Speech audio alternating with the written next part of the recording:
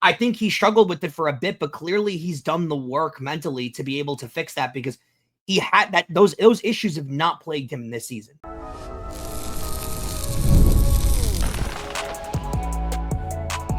You are Locked On Yankees, your daily New York Yankees podcast. Part of the Locked On Podcast Network, your team every day. Welcome to Locked On Yankees, which is part of the Locked On Podcast Network, your team every day. Thank you for making us your first listen every day. I'm Stacey Gotsoulias. He's Brian McKeon. We've been hosting the show together for a year and a half. We've seen a lot of different types of play from the Yankees, and the Yankees have a tall task ahead of them. Oh, that's for sure. It's been done before, but not a lot. Right. Today's episode is brought to you by Gametime. Download the Gametime app, create an account, and use code LOCKEDONMLB for $20 off your first purchase. So on today's show, Giancarlo Stanton was the one who helped snap the Yankees out of their doldrums in the summer. We're going to tell you how that happened. There is a path the Yankees can take in order to make this a series again. We're going to discuss that in segment 2. But first, let's preview the do or die game. Do or die game 3. This time it's do or die game 3. Oh, well, no, last week was also do or die game 3, because if the Red Sox won again, then the Yankees would have been out. So they've been through this a few times already. Different kind of scenario. Since the best of 5 in the ALDS has started, only 3 teams have come back in a best of 5 series in Major League history. Now, the Yankees are 2 of them. I was going to say. 2001 and 2017. Yeah, and 81 Dodgers, and that's it. Right. So it's not a long list of teams that have done for before. I guess the Yankees have the advantage of it being them, but more often than not, it is. It's pretty much all she wrote. The 5-game series is really rough. That's the one where, I mean, it's not as rough as a 3, because if you screw up a 3-game series, like there's no room for mistakes in a 3-game series. And in a 5-game series, honestly, there really isn't room for mistakes in a 5-game either. 7-game series is easier to come back from 0-2, but a 5, yeah. I do like just from like baseball's perspective, the sense of urgency that it creates. It's a different sense than in a 7-game series. Yes. Because you don't feel the pressure down 2-0 in a 7-game as you do in a 3-game and a 5-game. Mm-hmm. So I do like that there's kind of that change, the element of change surrounding there. But other than that, yeah, I mean, the Yankees have no one to blame but themselves. This is not like, even if they want to throw some shade at Max Fried here, the Blue Jays just outright beat the Yankees. There's no ifs, ands, or buts about it. The Blue Jays beat them down in those first 2 games, and it wasn't particularly close. So I don't know who the Yankees could blame but themselves, but at this point, you just have to go 1 inning, 1 pitch at a time. That's all they can really do. Yes. We have a quote from Stanton that basically says that. He said, you can't look ahead to game 5 of a 5-game series when you're going into game 3. You have to look at game 3, and you can't even look at the end of that game. You have to just look at what's happening right in front of you, because if you look too far ahead, it's going to ruin everything. Well, I mean, speaking of that, I do like their matchup in game 3. I like the idea of having Carlos Rodón on the mound in a do or die game. And I know a lot of people are going to sit here and for some reason, and I think I kind of know the answer somewhere in the back of my head, but I'm not sure if it's fully developed yet. There is this lack of confidence in Carlos Rodón that the Yankee fan base seems to have. I don't include myself in that group because I actually have a lot of confidence in him. And I think at the heart of hearts, I think Carlos Rodon's a bulldog. I really do. I think he did for a little bit when he first got here, struggle with the mental side of things. And you got to remember, it is his first big contract that he ever received in the major leagues. And he's pitching for the first, I mean, I guess San Francisco's a big market. Chicago's a big market, but he was playing for the second team in town there in the White Sox. There wasn't really pressure to win. He went to Frisco where they won, but not at a big level. So there wasn't really that level of pressure, as same as the Yankees. And then he goes to a giant market in the Yankees, and it's completely flipped where all these expectations are on him. He signs the $100 million contract, and it's all on him at that point. And I think he struggled with it for a bit, but clearly he's done the work mentally to be able to fix that, because he had that those issues have not plagued him this season. I haven't noticed. I think it was self-inflicted because Agreed. he didn't sign the big contract to be the ace because Garrett Cole was already here. Yeah, but there is some pressure that comes along with signing for $170 million, you know? But it wasn't like they signed him for $324 or whatever Garrett Cole's contract was. And it really felt like a lot of it was self-inflicted that first year, especially the reactions that he had to certain things, you know, blowing a kiss to the fans in Anaheim and just being kind of like jerky on the mound and just not. Well, and maybe it wasn't the pressure necessarily like on himself due to the contract. Maybe it was more on just playing for a giant market in New York. I mean, again, he was in big markets prior, but there's a huge difference in pitching for the White Sox and the Cubs out in Chicago. There just is. And especially when the White Sox aren't winning, there's no pressure under playing there. And or spending. Yeah, exactly. Well, that's for certain. So I don't blame Jerry Reinsdorf for that, but it's a different element. And then when you go to the Yankees for the first time, when, New York sports radio has got, that there's 2 New York sports radio stations and they're talking about it constantly every single day. And every bad start you have is overly analyzed. And there's 30 podcasts about your team talking about your starts every single day. It's a lot on one singular player. So I think that could have got to him too, just the overwhelmingness of it. Yeah. Also, there's not as many reporters in the Giants clubhouse and the White Sox clubhouse as there are in the New York Yankees clubhouse. And you do hear a lot of players mention that too when they first get over to the Yankees. The shell-shockedness of it, that in the clubhouse, there's just 50 reporters. Right, I was literally going to say, they're probably thinking to themselves, are all these 50 people here for me? Are they all here to listen to what I have to say? It's funny that you threw out 50 as the number. That's what that could have got to him, though. Like that could have been a thing. And I think he's learned how to wrestle that. And I think he's learned how to cope with it. And, he's really become a different pitcher this year. And this was his best year as a Yankee. And that's coming off of last year where he was really good. Right. This has been his best year as a Yankee under this contract. He's been absolutely outstanding for them. He almost won 20 games. He had under a 3. Well, was it under 3? Actually, I don't remember. It was either, it was just above. It was like a 3. Exactly. It was like just at 3 or just below 3. Something like that. Yeah. Had 200 strikeouts. Like this was an ace quality year from Carlos Rodon. And I have a lot of faith in him going into game 3. I do. I did see a report earlier that Aaron Boone is going to toy with the idea of changing the lineup. I actually wouldn't do that. I don't love the idea of changing things up. I don't think the other option that you have, I don't think is better than the lineup they have going right now. And this is the last point I'll make on this. I know everybody wants to see them win without having to necessarily hit the home run ball and rely on the home run ball. And there is something to that. You don't want to rely on the home run ball 24/7. Having said that, this team is built to hit home runs, and this team does win by hitting home runs. Whether you have a problem with the way the team is built or not that way, right?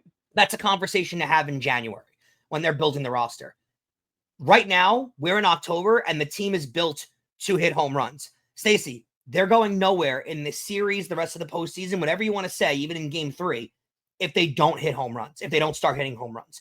You can't just rely on a little, lollipop, nothing time Cody Bellinger home run in game 2. You need to hit home runs. Do I want to rely on the home run ball? No. And am I proud sometimes watching this team when they're able to manufacture runs without the home run ball? Absolutely. But at the end of the day, Stacey, they got to start hitting home runs. They're not going anywhere if they don't do that as a team. I mean, they have to start hitting. True.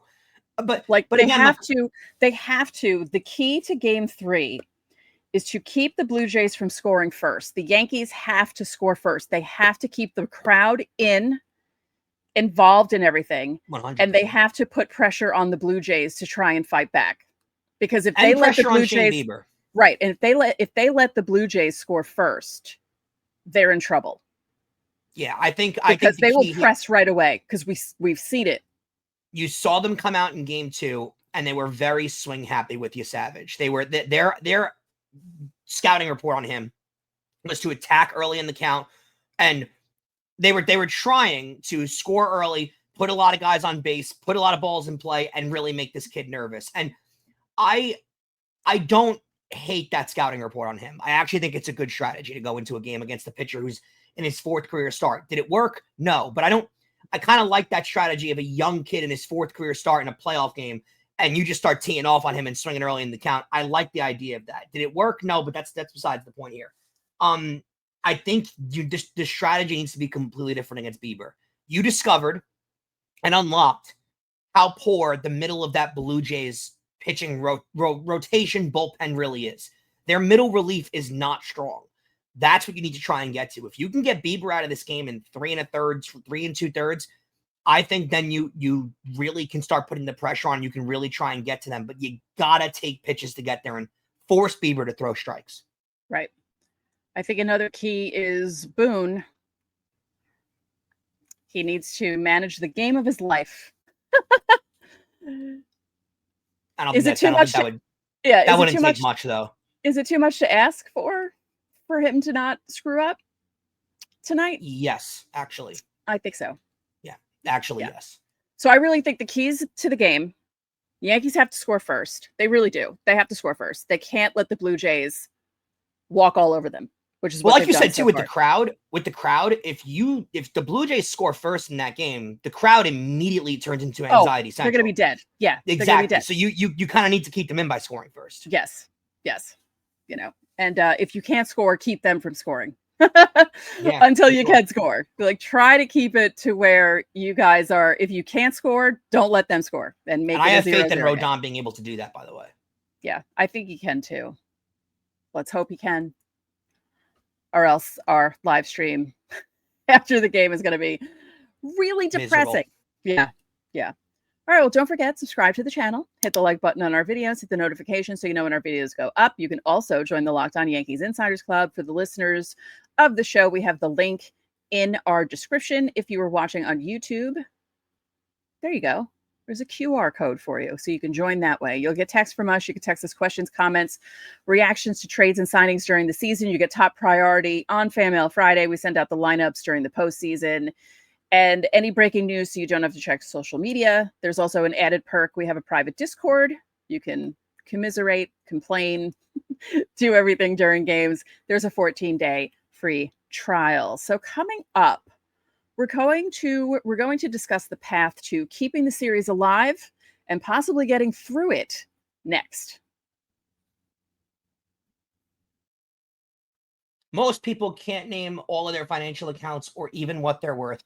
And whether it's their 401ks, properties, or investments, if you don't have the full picture, you can end up leaving a lot of money on the table. And that's where Monarch Money comes in. It's an all-in-one personal financial tool that helps bring your entire financial life together in one clean, easy-to-use interface on your laptop or phone. Monarch is built for people with busy lives, and if you put off organizing your finances, Monarch could be for you. Monarch does all the heavy lifting for you. You can link all your accounts in minutes, see clear data visuals, get smart categorization of your spending, and finally feel in control of all of your money without ever having to touch a spreadsheet. You can maximize investments, increase your savings rate, easily review finances with your partner and your financial advisor while keeping a clear view of your financial health. Week to week, long term, whatever timeline you need. Don't let the financial opportunity slip through the cracks. Use code LOCKEDONMLB at monarchmoney.com in your browser for half off your first year. That's 50% off your first year at monarchmoney.com with code LOCKEDONMLB. I made a mistake earlier. There are only 3 teams to come back in the DS where it's a 5-game series. More teams have done it when it used to be a 5-game series in the CS. If that makes sense. Right. That's right. Yeah. So in the DS, as this format stands, when it's the American or National League divisional series, 3 teams have come back down 2-0. More teams have done it in history when the CS was a 5-game series, but that's been a while from now. So just wanted to clarify that for people that are watching at home and already went to their computers and left a comment, I'm sure. Yes. The pedantic people. I get it. It's me too. I accept being wrong. It's fine. So the Yankees' actual chances of coming back in this series, I don't think it's as far-fetched as a lot of people would lead you to believe. Right. First of all, just from a gambling perspective, Yankees are plus 400 to come back in this series. That might seem like a daunting number. It's actually not that crazy for a team facing 3 straight elimination games. Yeah. Normally, a team in that circumstance would be about plus 1,000. So plus 400 is giving the Yankees, I'm sure home field has something to do with that, but plus 400 is giving the Yankees a lot of credit going into 3 straight elimination games. It's because the Blue Jays were 54-27 at home and 40-41 on the road. They were under 500 on the road. different team on the road, which is a key. Completely different. Yeah. Also, going into Yankee Stadium, which is one of the toughest environments to play in on the road in the postseason, I think adds a little bit of an element to that too. The Blue Jays are also starting Shane Bieber in Game 3. He only had 9 starts this year, and he's pitched in 3 playoff games before.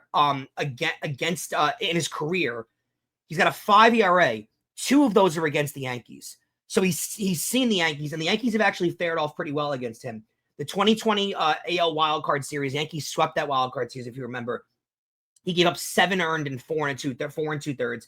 And then in the 2022 ALDS, he went 5 2/3, but gave up 2 runs. And if you remember that game, he was walking guys all over. He was very skittish around the plate. So he was not really the length of time that he gave in that. It was actually a gritty start from him with how bad his stuff was that day to get through 5 2/3 and only have 2 runs. Yeah. My point to that whole thing is, with his playoff success not being that great and a lack of playoff experience with how long he's been in, they have a legitimate chance, especially with Rodon on the mound in Game 3. And if you get through Game 3, the Blue Jays have a bullpen game set up for Game 4. And that, I think, lends to what you were saying of you got to score first and you got to try and get Bieber out of this game early. If you get Bieber out of this game early and you make the Blue Jays throw a lot of their bullpen arms in Game 3, they're already planning on using those arms in Game 4. So all those arms the next day are going to be on A, short rest because they're going a second straight day, but B, you're now seeing the worst part of their team, the least effective part of their team, that middle relief of their bullpen, 2 days in a row. And you know how it works in the postseason. When you see a reliever more and more and more, you start to get more and more used to his pitches, and teams start to tee off with these guys. So getting Bieber out of this game becomes more and more paramount to the Yankees having a potential comeback, because if you do that, you'll see these relievers twice, and it's the weakest part of their team. I think that has potential to be massive. So you win those 2 games, then you go back to Toronto with your top 3, and I know he struggled against the Blue Jays, but your top 3 AL Cy Young candidate, and that's another one of those situations where it's like, hey, Max Fried, we gave you $218 million last off. Go win us an elimination game. Not a crazy task to ask for. I do think Toronto made a mistake here in to have more arms, leaving Scherzer and Bassett off the roster. And I know they haven't been great as of late. I get it. And Berrios is hurt, so he wasn't able to go. But wouldn't you rather have Scherzer on the mound in a Game 4 than going with a bullpen game? Right, because if he doesn't pitch well, then you can go to the bullpen, but at least maybe Scherzer could give you 2 or 3 innings. Or maybe he turns the clock back and just dominates. Maybe he remembers that he's Max Scherzer, and the previous few starts that he had where he was awful don't factor in. And worst case, even if you don't plan on starting Scherzer at all, if you put him on the roster, Stacey, you could go with the classic undecided at this point. And the Yankees don't know who's going in Game 4, which hurts the Yankees' game plan going into Game 3. Since the Yankees know the Blue Jays are going with the bullpen game in Game 4, there's more of an emphasis on taking pitches against Bieber and getting him out of this game early, because they want to get to the bullpen, so the Blue Jays bullpen is more tired for Game 4, where they know they're pitching already. If the Yankees didn't know who was starting in Game 4, it changes the whole way they try and attack Shane Bieber in Game 3. So I really don't think it's smart the way they handle things. Think about the guys that sit on your bench, or the guys that sit in your bullpen that you're not planning on using at all and you're not going to use. The Jason Dominguez of the Blue Jays roster. That couldn't have been Max Scherzer. Even as a decoy, which sounds crazy to use Max Scherzer as a decoy, but even if you use it as a decoy, why would you not do that? Because now you're showing your hand, and the Yankees know exactly what your game plan is going into game 4. I don't quite understand that. So I think you have a legitimate chance. Plus, the guy who dominated you in Game 2 and you savage, no chance he has of pitching the rest of this series. He's not going to be available. And you saw how cautious they were with how quick John Schneider, he didn't have 100 pitches yet. And John Schneider yanked him from that game when he was dominating. Yeah. So they don't want to push him, clearly. So I don't think there's a chance they even bring him in on short rest at any point, Stacey. Like, I just think they're just not going to use him at all the rest of this series. So the Yankees avoid their best pitcher right now statistically. So I'm not sitting here telling you it's a guarantee. Right. But you've got Shane Bieber, who The Yankees have success in the postseason, especially, by the way, this Yankee core has success against Shane Bieber in the postseason. Stanton was on those teams. Judge was on those teams. So this Yankee core has success in 2 of Bieber's 3 career playoff starts. Bieber has struggled against them in the postseason. And you're going into a game where they have a bullpen game scheduled for game 4. And the Blue Jays on the road are going up against Rodón, who had the lowest batting average against in all of baseball this year. I don't think it's insanely inconceivable to think the Yankees can't come back here. Right. I just don't. Like, they have the advantage in these next 2 games. And if they don't take advantage of it. The starting pitching is for certain in their favor. They have to hit. I mean, again, this is going to sound crazy obvious, right? They have to hit the home run ball. They have to. That's what this team does to win games. They have to hit the long ball. And but they also have to get on base ahead of the person who hits the long ball. True. And you have to not let Vlad affect this game as much as he's affected this series so far. Right. You have to neutralize him. Yeah. And if it takes walking him or pitching around him, do that. John Schneider, in all of baseball, loves walking Aaron Judge. Every opportunity he gets, walks Aaron Judge. Give him a taste of his own medicine. Stop pitching to Vlad. Right. Stop. All right, coming up. Apparently, Giancarlo Stanton is the reason the Yankees turned things around the last 2 months of the regular season. We'll discuss what happened next. There's nothing like catching a baseball game live. The energy, the crowd, the chance to see your team in person. But actually getting tickets always seems to be the tough part. Queues, login screens, surprise fees. It takes all the fun out of even going. And that's why I always use Gametime, the app that gives the advantage back to the fans. Gametime is fast, easy, and backed by the Gametime guarantee. You'll always get 100% authentic tickets delivered on time and at the best price. Plus, all the fees are included, so the price you see is the price you pay. The app is made super simple. I can even see the exact view from my seat before buying. The fees are all included. You know your upfront price with no surprise fees before you check out. I also love the zone deals feature. You can pick the section, Gametime picks the seats, and you save big. It's honestly faster, cheaper, and less stressful than any other way that I've bought tickets before. Download the Gametime app today, create an account, and use code LOCKEDONMLB for $20 off your first purchase. Terms apply. Again, that's promo code LOCKEDONMLB for $20 off. Swipe, tag, ticket, go. Download Gametime today. Stacy, I do want to have before we go over Stanton's crazy story that came out today that I actually love. I have a little bit of a predicament that I want to run by you. So tomorrow, during the Yankee playoff game, my family has a little tradition where we go to the Rangers home opener, the New York Rangers home opener, every single year. And now I find myself going to regular season game 1 of 82 during a Yankee playoff game. Last year, this wasn't a problem because the Yankee playoff game didn't land on the day of the home opener. So it was a little bit split. Now it does. So I'm going to be, and the Ranger game starts at 8 and the Yankee game starts at 8. So they're at the same exact time. I'm a little skittish because I'm going to be watching the Ranger game with my phone there in the garden to see what's going on in the Yankee game. It's not going to be the easiest way to get through things, but it is like a family kind of event that we go to every year. So I feel like I not that I don't want to go to the Ranger game, obviously, but I feel like I have to be there as well. Well, it's a tradition. Yeah, it is. So I have to be there. This is a really tough spot for me though. I'm struggling with this reality. I'm not going to lie. It's killing me a little bit inside. Yeah. Well, I mean, I'll figure it out. I'm going to do my short from the garden so everyone's kind of like aware of where we stand here. But I hope that I drive home from the garden and I'm a little more amped than upset. Right. So I just feel like with my luck, it's going to be just like a clean sweep. Rangers and Yankees lose, and then I got to come talk about it. So, yeah. Please, New York, pick it up. Damn it. For the love all right, of this Giancarlo Stanton story. I'm going to let you tell the story. This leads off right at the tail end of the Yankees finishing off playing like garbage in August. Yeah. So This article came out on The Athletic. That is a subscription site. So if you didn't read it because of the paywall, we're going to tell you all about it. So the title is Inside the Yankees Meeting Where Giancarlo Stanton Gave Them a Kick in the Butt. Can they find that fuel again?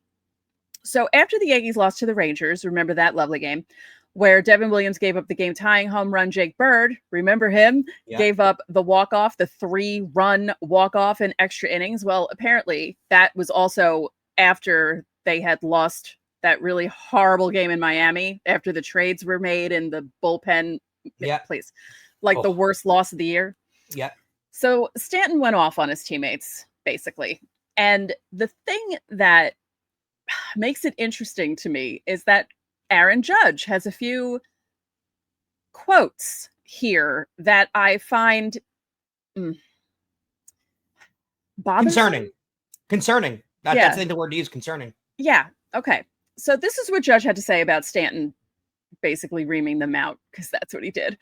Remember back in the beginning of the season, we were talking about Stanton, and he basically threatened everyone's lives to not ever wear the AL champion ring ever. Good. He's like, that's not the ring that we're meant to wear. So I would listen to Stanton no matter what he said. But he has a very clear head on his shoulders when it comes to all this kind of stuff. Yeah, he really does. Like, he's definitely one of those guys, and they even said this about him. He's one of those guys that doesn't speak unless it's really needed. Like, he tries to like stay out of things because he doesn't want to step on anyone's toes. But then when he talks, they all listen to him. Yeah, that speaks volumes, honestly. That means when he does open his mouth, you better sit down and shut up and listen. Yeah. So Judge said it was good for everyone or everybody to hear, and for all of us to kind of look in the mirror like, hey, am I really giving it my best? Am I giving it my all? Time to turn around and get things moving. That's an extremely concerning quote coming from the captain of the team. Like, if he at all thought, and plus, being named the captain of the team and having a $300 million contract, part of that duty is to know if you notice your teammates not giving their all and not being fully engaged every single day. But if he at all thought that and he didn't decide to speak up in advance, what are we doing here, Judge? Now, I love him. Again, 50 home runs a year, one of the greatest players of all time. But he's got to be a better leader than that. Yeah. And that quote can't come out. You're questioning whether your teammates were giving it all? If you are, why didn't you speak up prior? Why did you wait for Giancarlo Stanton to speak up? It took Stanton speaking to open your eyes to that? That's a little concerning to me. I also found it interesting that Ryan McMahon, who was literally just traded to the team like what? A week ago? A week before this happened, said we kind of needed someone to get on our rear ends like that. And that, I know everyone's going to complain, but that's on the manager. Why isn't the manager, getting at them? Again, good managers in the sport ream these guys after a week of bad play. After a series of bad play, these guys get killed. Why does this manager let them go 2 months without figuring it out?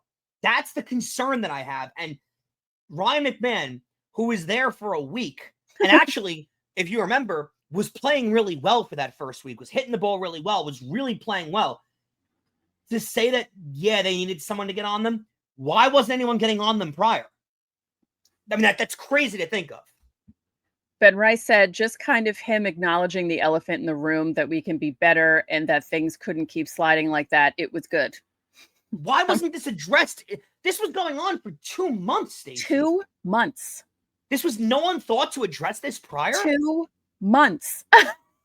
I don't get it. I don't understand how no one thought there would. It took Stanton after 2 months to speak up, and then everyone was like, then the light bulb went off? Nowhere prior did anyone think this had to be addressed. Right. And here's another quote from Judge.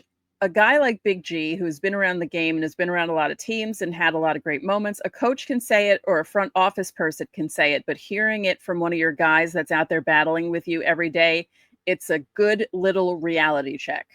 Yeah, but you know what? Judge was named the captain of the team, and he's the homegrown Yankee. It's his job to be doing that. And that's not to say that Stanton can't speak up and shouldn't. I'm not saying that. But why was this not thought of by Judge a month prior to this? Again, this was not a swoon that lasted for a week. This lasted for 2 months, Stacey, or a month and a half. why did Judge should have the foresight to speak up prior than Stanton having to do it 2 months in. It almost feels like Stanton was thinking as he's driving into the ballpark, has he really not said anything yet? Like Stanton didn't want to step on Judge's toes as the captain and not, but at a certain point, Stanton was like, I gotta say something at this point. I'm a veteran on this team and we're playing terrible. Yeah. That's what it feels like. Because Austin Wells said he really, okay, this is what the quote says. This is not me messing this up. He really often doesn't speak his mind. So when he does, it's usually very important. I don't know how no one on this team had the clarity, but prior to think this is important. It's crazy to me. And the thing about it was the manager was out there making excuses for everyone. We're going to snap out of this. It's only been 2 bad weeks. Meanwhile, at that point, he had said that one time. And at that point, it had been at least 6 weeks of bad play. And I had gotten so angry when I heard him say 2 weeks. It's like, are you not paying attention? Do you not know how time works? It's not 2 weeks. Every pitcher that got shelled in that stretch had good stuff. And every single hitter that went 0 for 30 in that stretch, was seeing the ball well. It just was getting hit to the wrong places. It was an excuse. Every excuse imaginable. Devin Williams was throwing the ball great the entire year. It was every excuse imaginable that he came up with to basically lie straight to our faces as a fan base, telling us that this guy, that whatever player was playing extremely well when the player legitimately was not playing well. Mm-hmm. All of that thrown back in our face. Stacey, at this point, like the quotes annoy me with Judge. Like to me, if he doesn't have that, like part of being named the captain of the team, it should not have been used as a negotiation tactic in getting him to sign. Like that's the way it's viewed, is Hal called him and raised the dollar value of the contract and then said, we'd also like to name you the captain. And that's apparently what got Judge to sign with the Yankees. And to me, that should not have been used as a negotiation tactic. Being named the captain should be, you know what? We know that when we go through a swoon and the manager is too dumb as rocks to stick up and speak to the team, that the captain is going to speak to the team and close the doors, lock them behind, no media allowed, and speak to the team. It shouldn't take Giancarlo Stanton speaking up and saying something, or Garrett Cole, or anyone, quite frankly. That should be the captain of the team's job. And if the captain of the team isn't going to do it, the manager should pull him aside and say, hey, we got to say something. Get your boys in shape. They don't listen when I talk. They don't listen when Cashman talks. They don't listen when Trost talks. Whatever other executive you want to talk about. Yeah. They listen when you talk. So the fact that the manager never said anything to Judge never got the clue to do it, to the point where Stan came in and was like, I guess I got to say something. And it clearly worked. That to me is what bothers me about this, way this team is handling it. And it's a little bit of an insight on how this organization has been handling things the last couple of years. And I don't think it's a good thing. No, it's not.